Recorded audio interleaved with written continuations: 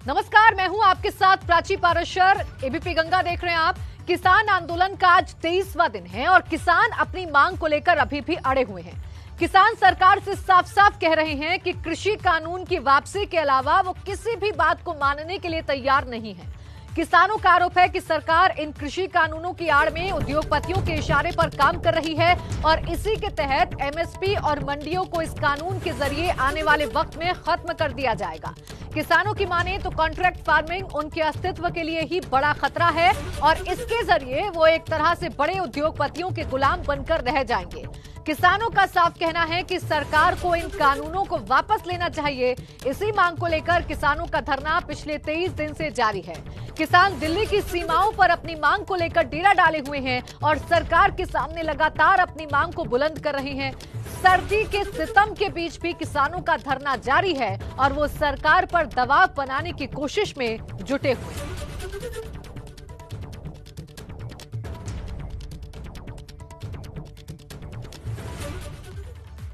वहीं किसानों के आंदोलन के बीच पीएम मोदी ने भी अपना संदेश दिया। पीएम मोदी आज किसानों के मसले को लेकर देश से मुखातिब हुए, जहां पर उन्होंने बताया कि सरकार किसानों के हित के लिए काम कर रही है और कृषि कानून किसानों के खिलाफ नहीं बल्कि उनके फायदे के लिए है। पीएम मोदी ने इस दौरान विपक्ष पर भी सीधा हमला बोला और कहा कि कृषि कानून के खिलाफ विपक्ष ही किसानों को भड़काने का काम कर रहा है। पीएम ने कहा विपक्ष किसानों के लिए झूठे आंसू बहा रहा है क्योंकि ये वही लोग हैं जो 8 साल तक स्वामीनाथन आयोग की रिपोर्ट को दबाकर बैठे रहे। पीएम ने किसानों से अपील की है कि उन्हें पहले किसान कानून को समझना चाहिए क्योंकि सरकार के इस कानून से उनका किसी तरह का कोई नुकसान नहीं है।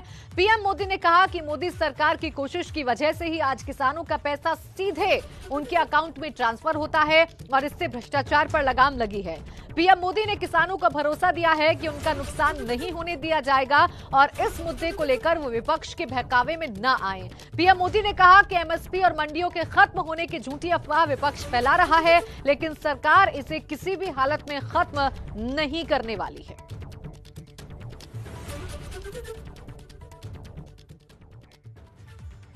और आइए अब आपको यह भी सुनाते हैं कि पीएम मोदी ने किसानों को क्या कुछ संदेश दिया और इस दौरान कैसे उन्होंने विपक्ष पर सीधा निशाना साधा।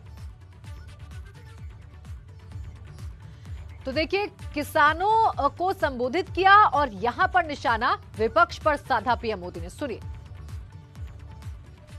देश के किसानों को उन लोगों से जवाब मांगना चाहिए जो पहले अपने घोषणा पत्र में इन सुधार करने की बात लिखते थे, वकालत करते थे और बड़ी बड़ी बातें करके किसानों के वोट बटोरते रहे, लेकिन अपने घोषणा पत्र में लिखे गए वादों को भी पूरा नहीं किया। सिर्फ इन मांगों को टालते रहे क्योंकि किसानों की प्राथमिकता नहीं था और देश का किसान इंतजार ही करता रहा।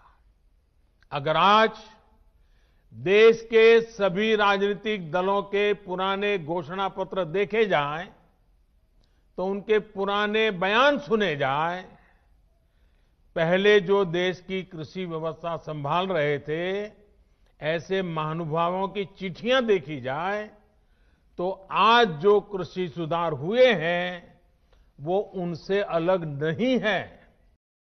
साथियों, किसानों की बातें करने वाले लोग आज झूठे आंसू बहाने वाले लोग कितने निर्दयी हैं, इसका बहुत बड़ा सबूत है स्वामीनाथन कमेटी की रिपोर्ट। स्वामीनाथन कमीशन की रिपोर्ट आई, लेकिन ये लोग स्वामीनाथन कमेटी की सिफारिशों को 8 साल तक दबाकर बैठे रहे।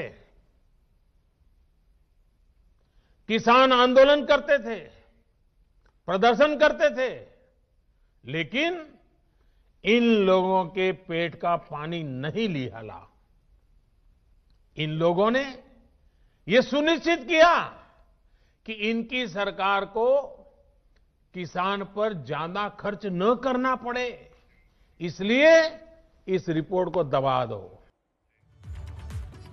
पीएम मोदी ने अपने संबोधन में किसानों को यह भी भरोसा दिया है कि किसी भी हाल में एमएसपी खत्म नहीं होगी और ना ही मंडियां खत्म होने वाली हैं। पीएम ने कहा कि विपक्ष इसे लेकर भ्रम फैला रहा है। पीएम मोदी ने कहा कि उनकी सरकार अब सीधे अकाउंट में पैसे ट्रांसफर कर रही है। ये हमारी सरकार एमएसपी को लेकर इतनी गंभीर है कि हर बार बुवाई से पहले एमएसपी की घोषणा करती है। 6 महीने से ज्यादा का समय हो गया जब ये कानून लागू किए गए। ये कानून तो लागू हो चुके थे, 6 महीने पहले हो चुके थे। कानून बनने के बाद भी वैसे ही एमएसपी की घोषणा की गई जैसे पहले की जाती थी। कोरोना महामारी से लड़ाई के दौरान भी ये काम पहले की तरह किया गया। एमएसपी पर खरीदी भी उन्हीं मंडियों में हुई जिनमें कानून बनने से पहले होती थी, कानून बनने के बाद भी वही हुई। अगर कानून लागू होने के बाद भी एमएसपी की घोषणा हुई, एमएसपी पर सरकारी खरीदी हुई, उन्हीं मंडियों में हुई, तो क्या कोई समझदार इस बात को स्वीकार करेगा कि एमएसपी बंद हो जाएगी?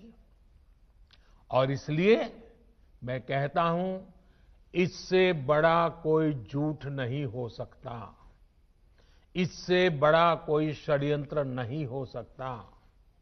और इसलिए मैं देश के प्रत्येक किसान को ये विश्वास दिलाता हूं कि पहले जैसे एमएसपी दी जाती थी वैसे ही दी जाती रहेगी। एमएसपी न बंद होगी न समाप्त होगी। आज इस कार्यक्रम में मध्य प्रदेश के ऐसे 35 लाख किसानों के बैंक खातों में 1600 करोड़ रुपए ट्रांसफर किए जा रहे हैं। कोई बिचौलिया नहीं, कोई कमीशन नहीं, कोई कट नहीं, कोई कटकी नहीं, सीधे किसानों के बैंक खातों में मदद पहुंच रही है। टेक्नोलॉजी के कारण ही ये संभव हुआ है। वहीं मेरठ में किसानों के लिए किसान सम्मेलन का आयोजन किया गया, जहां पर केंद्रीय मंत्री स्मृति ईरानी लोगों के बीच पहुंची। स्मृति ईरानी ने इस दौरान किसानों से बात की और उन्हें कृषि कानून को लेकर जानकारी दी। उन्होंने किसानों को बताया कि कृषि कानून को लेकर विपक्षी माहौल बना रहा है और झूठ फैलाकर सरकार को झूठा साबित करने की कोशिश कर रहा है। स्मृति ईरानी ने इस दौरान कहा कि नए कृषि कानूनों से किसानों की किस्मत बदलेगी और उन्हें अपनी फसल का सही दाम मिलेगा। किसान संवाद की जो हमारी मीटिंग रही, अपने आप में वो एक संकेत है देश भर के किसानों का कि भारतीय जनता पार्टी ने, एनडीए की सरकार ने कृषि कानून जो सुधार हेतु और कृषि क्षेत्र के विकास हेतु पारित किए, उसका पश्चिमी उत्तर प्रदेश के किसानों का भरसक सहयोग है, भरसक आशीर्वाद है। आज भाजपा के सभी सांसद, सभी विधायकों ने इस मंच से पश्चिमी उत्तर प्रदेश और विशेषतः मेरठ क्षेत्र के किसानों के प्रति आभार व्यक्त किया कि उन्होंने नरेंद्र मोदी जी के नेतृत्व में पारित होने वाले इन बिलों का समर्थन किया है। वहीं यूपी के मंत्री सुरेश राणा और उन्नाव से बीजेपी सांसद साक्षी महाराज ने भी कृषि कानून को लेकर बयान दिया है। इन दोनों ने आरोप लगाया है कि कृषि कानून पर विपक्षी किसानों को भड़का रहा है और इन कानूनों से किसानों को कोई नुकसान नहीं है। आदरणीय नरेंद्र मोदी जी के ये फैसले ही तो उन्हें लोकप्रिय बनाते हैं और लगातार उन्होंने फैसले लिए हैं, बिचौलियों को समाप्त किया है। और ये जो विधेयक लाए हैं ये भी यही विधेयक है। वो लगातार किसानों को लाभ देना चाहते हैं। कुछ लोग बिचौलियों की पैरवी कर रहे हैं, कुछ लोग आड़तियों की पैरवी कर रहे हैं। मैं लोगों से पूछना चाहता हूं, जब सदन में ये विधेयक आया था तो वो लोग कहां थे? आज राहुल गांधी जी कहते हैं, राहुल गांधी जी ने स्वयं कहा था कि यदि हम सरकार में आते हैं और एपीएमसी में जो उनके 12 राज्य हैं, 2013 में उन्होंने बोला था, उन्होंने कहा एपीएमसी का हम संशोधन करेंगे, तमाम कानूनों में संशोधन करेंगे, पर उनके अंदर हिम्मत नहीं थी। वो किसान का हित नहीं चाहते। आदरणीय नरेंद्र मोदी जी किसान का हित चाहते हैं, उन्होंने इन संशोधनों को लागू किया। आंदोलन सारे देश में नहीं, एनसीआर में, और इस आंदोलन में राजनीति की दुर्गंधी आती है। मैं कह सकता हूं आंदोलन रास्ते से भटक चुका है। मैं ये भी कहना चाहता हूं कि हिंदुस्तान में अगर भाजपा, नरेंद्र भाई मोदी किसानों के हितैषी नहीं है तो हिंदुस्तान में कोई फिर किसानों का हितैषी नहीं है।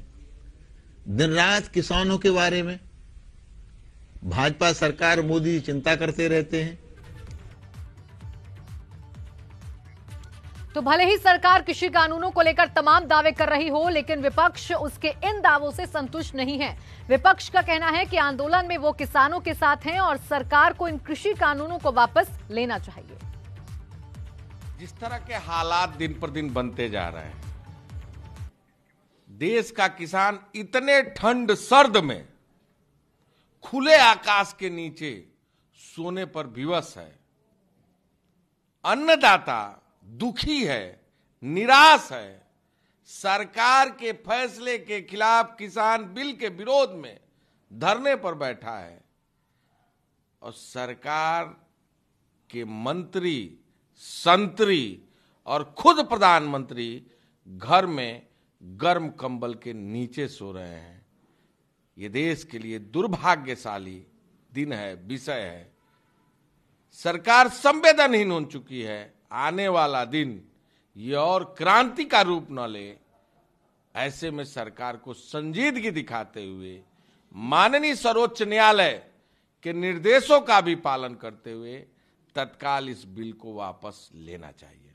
मुझे अभी तक ये समझ में नहीं आया कि सरकार इतना हर धर्म क्यों अपनाए हुई है। किसानों का अगर भला करना चाहती है तो किसान बिल वापस ले ले। किसानों को चाहिए नहीं ये काला कानून, और वो काला कानून आप किसानों को थोपना चाहते हो। जितनी कड़ाके की सर्दी पड़ रही है, बेचारा वो अपने सड़क पे सो रहा है किसान, और जितने भी कैबिनेट मंत्री रजाई लेके बड़े बंगले में सो रहे हैं, तो उनको तो कम से कम ये चिंता करनी चाहिए ना कि देश का जो रीढ़ की हड्डी है, देश का स्वाभिमान और सम्मान है, हमारा जो अन्नदाता है वो रोड पे है और सरकार घरों में सो रही है। सरकार को फिर भी चिंता नहीं। सरकार कुछ विशेष लोगों की चिंता कर रही है, उनको फायदा पहुंचाने के लिए किसान बिल को जबरदस्ती किसानों पर थोपना चाहती है। मुझे लगता है कि सरकार को किसानों की चिंता करनी चाहिए और ये बिल तुरंत वापस ले लेना चाहिए। तो किसान से लेकर सरकार और सरकार से लेकर विपक्ष, सारे पक्ष हमने आपको सुनवाने की कोशिश की, आपको बताने की कोशिश की। और अब हमारे साथ बातचीत करने के लिए राकेश टिकैत, अध्यक्ष भारतीय किसान यूनियन, जुड़ गए हैं। बहुत स्वागत है राकेश टिकैत जी आपका एबीपी गंगा पर। राकेश जी, मेरा सबसे पहला सवाल आपसे यही होगा कि क्या मोदी मंत्र से किसान मानेगा?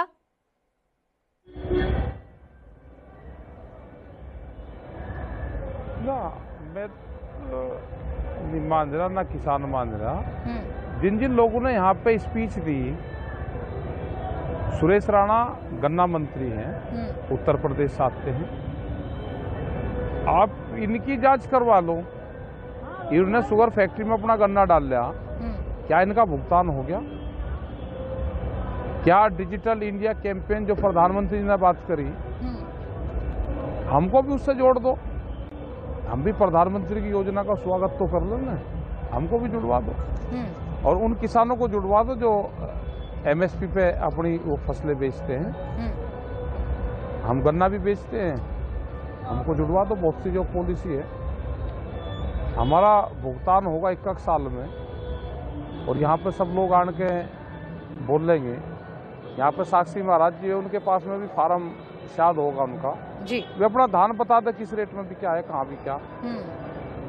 ठीक है जी। और भी जो लोग बता रहे हैं कि एक बिल बहुत बढ़िया है, भाई एमएसपी को भी इसमें जोड़ देते। सवाल घूम फिर कर वहीं आ जाता है कि प्रधानमंत्री जी को पूर्ण रूप से फ्रंट पे लेकर आ गए हैं, और जो उनको डाटा देते हैं, जो वहाँ पीएमओ में बैठे हो लोग, उनको जानकारी नहीं है कुछ भी। प्रधानमंत्री को गलत डाटा देते हैं, उनको झूठ बुलवाते हैं, तो उन अधिकारियों के खिलाफ भी जांच हो जाए। प्रधानमंत्री जी ने कहा कि स्वामीनाथन वाली रिपोर्ट जो हमने थी वो लागू कर दी जी। भाई आप अपना घोषणा पत्र उठा कर देख लो, और जो लागू करी है वो मिलाकर देख लो, दोनों में मिलान कर लो। जो स्वामीनाथन कमेटी की रिपोर्ट थी उसको देख लो। राकेश टिकैत जी, देखिए आज प्रधानमंत्री नरेंद्र मोदी ने जो बातें की, मतलब इस तरह के डाटा नहीं, बिल्कुल, और जिस तरीके से आप अपनी बातें रख रहे हैं, ऐसे में नहीं बातें करी जी, उन्होंने नहीं बातें करी, उन्होंने नहीं बात करी जी, वो डाटा पीएमओ ने उठा कर दिया। तो इसका मतलब पीएमओ में भी बाहर की कंपनियां घुसी हुई है। हाँ। जो देश के प्रधानमंत्री का यूज कर रही है। ये तो बड़ा सेंसिटिव मामला है ना कि पीएमओ के अंदर तक अगर व्यापारी की यानी देखिए किसानों की जो नाराजगी है वो अभी भी जारी है, बिल्कुल वो अभी भी जारी है। ऐसे में एक और सवाल है, प्रधानमंत्री जब सामने आए तो वो कह रहे हैं, ये तो खैर सरकार के तमाम मंत्री, तमाम संगठन के नेता भी कह रहे हैं कि एमएसपी पर हम भरोसा दे रहे हैं, हम ये भी कह रहे हैं कि मंडी खत्म नहीं होंगी। यही बात पीएम ने भी कही और उन्होंने कहा कि ये तो आज से 20 साल पहले हो जाना चाहिए था जो अब हम किसानों के लिए कर रहे हैं। तो फिर किस बात की नाराजगी और किस बात पे समन्वय नहीं बन पा रहा है किसानों और सरकार के बीच? और अगर उसमें कानून बन जाता, वो पहले नहीं बनाया तो जिन सरकारों को बना था वो सरकार तो चली गई, उन्होंने तो अपना खामियाजा भुगत लिया जी। अब जो सरकार आ गई हम उसी से तो डिमांड करेंगे। हमारी ये एक बड़ी डिमांड रही है कि एमएसपी पे कानून बने, एमएसपी से नीचे कोई ना खरीद पावे। जितनी भी सरकारी खरीद भी हो रही है उसमें भी 50%, 60% व्यापारियों का ही जो फसलें हैं वो तोल ली जाती है जी। व्यापारी सस्ते में खरीदता है, फिर एमएसपी पे वो बेचता है, तो व्यापारी का बिक रहा है एमएसपी पे, किसान का तो बिकता ही नहीं। वो मंडी हो या जो क्रय केंद्र जगह जगह खुले रहते हैं। बिल्कुल, यानी राकेश जी, चाहे पीएम सामने आए, चाहे कोई और कुछ कहे, किसान अभी मूड बना चुका है कि आप इस कानून को वापस लीजिए, उसके बाद ही अब किसान इस आंदोलन को खत्म करेगा। शुक्रिया आपका राकेश जी हमारे साथ जुड़ने के लिए और हमसे बातचीत करने के लिए। तो देखिए हमारे साथ तो राकेश टिकैत भी जुड़े, जिन्होंने साफ कहा कि चाहे पीएम मोदी सामने आ रहे हैं, चाहे कोई और, अभी किसान मानने के मूड में नहीं है। ये जो कानून है ये वापस लेना होगा।